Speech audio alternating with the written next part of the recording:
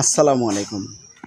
সম্মানিত গ্রাহক, আপনাদের মাঝে নিয়ে চলে আসলাম একটি লিচুর প্রতিবেদন।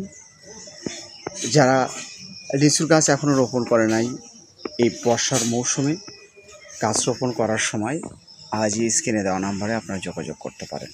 সম্মানিত গ্রাহক, আজকে আমাদের 4টি গাছ ডেলিভারি দিচ্ছি মুরাদনগর, কুমিল্লাতে।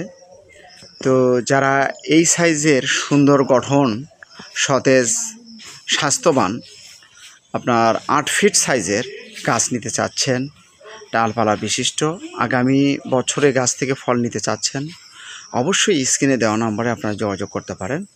এগুলো আমাদের কাছ থেকে আপনারা সীমিত দামে, খুবই সীমিত দামে গাছ ক্রয় করতে পারবেন। আমি যদি আপনাদেরকে দেখাই, আমাদের এগুলো হচ্ছে আপনার মাটির হাড়ি টব বলা হয় আমরা এটা 8 ইঞ্চি টবে রয়েছে। এগুলো শিকড় আপনার ভেতরেই রয়েছে। এই যে আপনি দেখেন, এগুলো শিকড় ভেতরে, এই গাছগুলো মারা যাওয়ার সম্ভাবনা খুবই কম। তো যারা আপনারা আসলেই সন্দেহ করতেছেন যে আসলে আমরা গাছ নিচ্ছি এলাকা থেকে, আপনাদের নার্সারি আছে, সেখান থেকে আপনারা এই ধরনের গাছগুলো আপনারা কখনোই পাবেন না। কেন পাবেন না? আমরা এই গাছগুলো খুব যত্ন সহকারে আমরা তৈরি করেছি। বছরের পর বছর সাধনার পরে আমরা এই গাছগুলো তৈরি করেছি। তাই আমি আপনাদেরকে বলতে চাই, আপনার পার্শ্ববর্তী নার্সারি থেকে আমাদের অনলাইনের গাছগুলো অবশ্যই সুন্দর হবে, সতেজ হবে, মানসম্মত হবে। তো আপনারা যারা গাছ নিতে ইচ্ছুক, বিভিন্ন ধরনের ফলের গাছ, কাঠ গাছ নিতে ইচ্ছুক, অবশ্যই আমাদের স্ক্রিনে দেওয়া নাম্বারে আপনারা যোগাযোগ করবেন।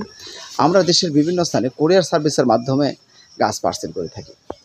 সম্মানিত দর্শক, এইরকম গঠনমূলক ডালপালা বিশিষ্ট ঝাপটালো সুন্দর গাছ যারা নিতে চাচ্ছেন, আমাদের নাম্বারটি হোয়াটসঅ্যাপ করা রয়েছে, ইমো করা রয়েছে। আপনারা ইমোতে, হোয়াটসঅ্যাপে, ফোনে সরাসরি যোগাযোগ করে আপনার পছন্দনীয় গাছগুলো ক্রয় করতে পারেন। সম্মানিত গ্রাহক, বিভিন্ন জেলায়, বিভিন্ন থানাতে আমরা এই গাছগুলো ডেলিভারি দিয়ে থাকি। তো যারা অবশ্যই গাছ নেবেন, 2-1টি করে গাছ নিতে চাচ্ছেন, অবশ্যই আমাদের সঙ্গে যোগাযোগ করবেন। তো সম্মানিত গ্রাহক, আপনারা যদি নতুন হয়ে থাকেন, আমাদের চ্যানেলটি সাবস্ক্রাইব করে রাখবেন এবং ফেসবুক পেজ থেকে যারা দেখছেন, অবশ্যই পেজটি ফলো দিয়ে থাকবেন। সম্মানিত গ্রাহক, সবাই ভালো থাকুন, সুস্থ থাকুন, আর দর্শক শ্রোতা অবশ্যই বেশি বেশি করে গাছ লাগান, পরিবেশ বাঁচান। এই প্রত্যাশায় বিদায় নিচ্ছি আজকের মতো। আল্লাহ হাফেজ।